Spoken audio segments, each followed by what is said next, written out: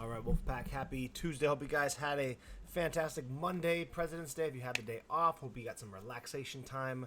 Maybe made it into open gym at some point today. We're going to continue on with our programming.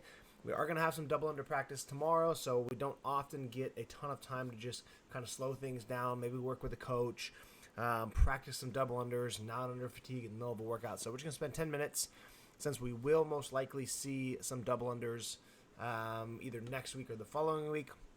I don't know if there's ever been an open week where they haven't had double unders, so there's a very good chance that we are going to see them. So we're just going to work on some double under practice, whether this be, stringing together sets, whether it be trying to figure out the form, the jump cadence. There's a lot of different things that you can do.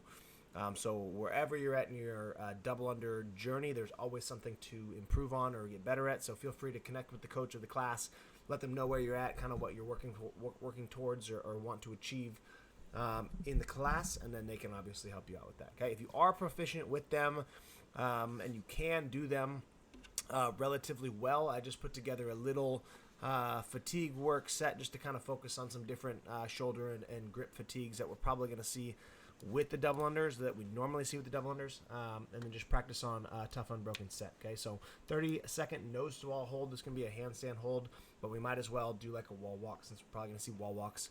Do a wall walk, hold for 30 seconds, so we're going to get some blood in the shoulders, right? Heart rate's going to pump up. 50-foot farmer carry. Since it's only 50 feet, we want to make this relatively heavy. So this can be with kettlebells. If you really want to make it hard, you could pinch plates, right? Do plate pinches for 50 feet, and then you're just going to do a tough unbroken set of double unders, okay? And your focus here is probably not even really counting. The biggest thing that people need to improve on double unders is efficiency, relaxation, breathing, and not necessarily counting, especially for an open workout. They're going to be counted for you. So when you get to the double unders, try to pick one of the things that you really need to focus on. For most people, it's breathing. Maybe it's efficiency where your hands move too much or you're too tense or you use too much shoulders, right? So you want to just be as relaxed as possible, obviously have a perfect jump cadence, and then focus on breathing at any point during the double unders as you can, right? Since you're kind of just doing a jumping motion, you should be able to find a decent rhythm, right, where you're inhaling at some point, exhaling at some point. Obviously, it's a little easier when you're not under fatigue and you don't have a high heart rate already, but the more you can practice just breathing at any point during the double unders, the sooner they're going to become, your breathing is going to become passive in workouts, right? You won't have to focus as much on your breathing. It's just going to become kind of a passive thing. So just focus on that. I wouldn't go for massive sets here. We're not looking to do like 100 in a row. Whatever your sets may be, if you're really, really good at these, again, just work on being as relaxed and comfortable, proficient. Once you start to feel some major fatigue set on, form starts to change, breathing gets out of control, that's when you want to just tap out of the set, rest, and then repeat. Okay? The EMOM for tomorrow has a bunch of different movements that we could see. This first one is the same as last week for the RX. Okay, it's just going to be 5 and 5 handstand push-ups, or whatever you did last week for your handstand push-ups. Maybe we'll replicate. Maybe you can do one more per set, or maybe you can do one more on the first set and then replicate the same sets on the back side.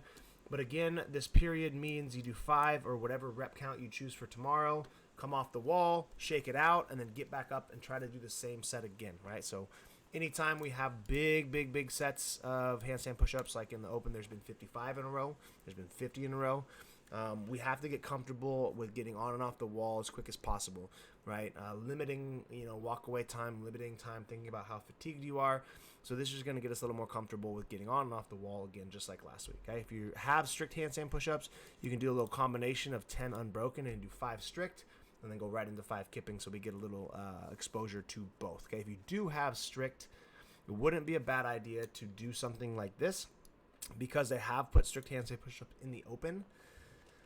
Even if you don't do 5, even if you do 2 or 3, I think it's still beneficial to get some strict in, and then you can finish the rest with kipping. If you want to do 10, you could potentially do 2 strict and then like 6 to 8 kipping, right? If you wanted to accumulate that volume, just so you get some touches on the strict Stanley Cup. Amazing. The strict handstand push-ups, because they might come back. Okay, if you don't have them, then we'll just work on our kipping mechanics here. Okay.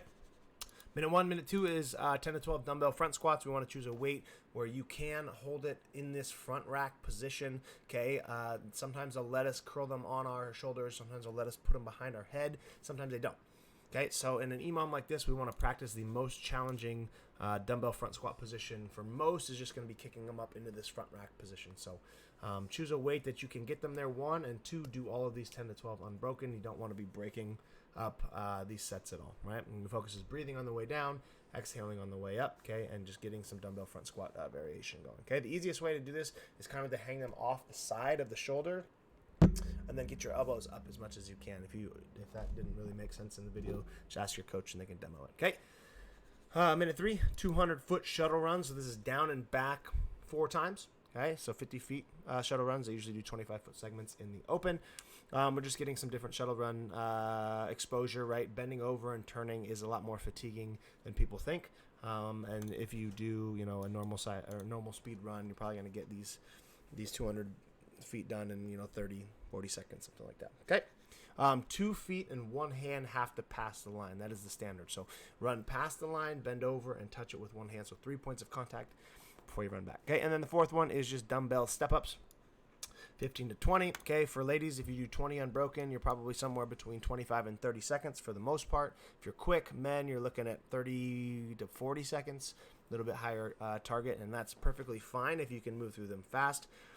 Since it is the last movement, if you do want to get some extra volume, I'm okay with you creeping towards that final end of the minute, because we do have this rest period. But we don't want it to become something that's so fatiguing that it starts to affect everything else. So again, I'd probably just keep it within the 40 to 45 second time to main range. Okay, and then the rest of 5th minute, I'm going to do this 4 times. So not as much volume as last week, but just some different exposure, different movements. Okay, have a fantastic Tuesday. See you in the gym. Bye.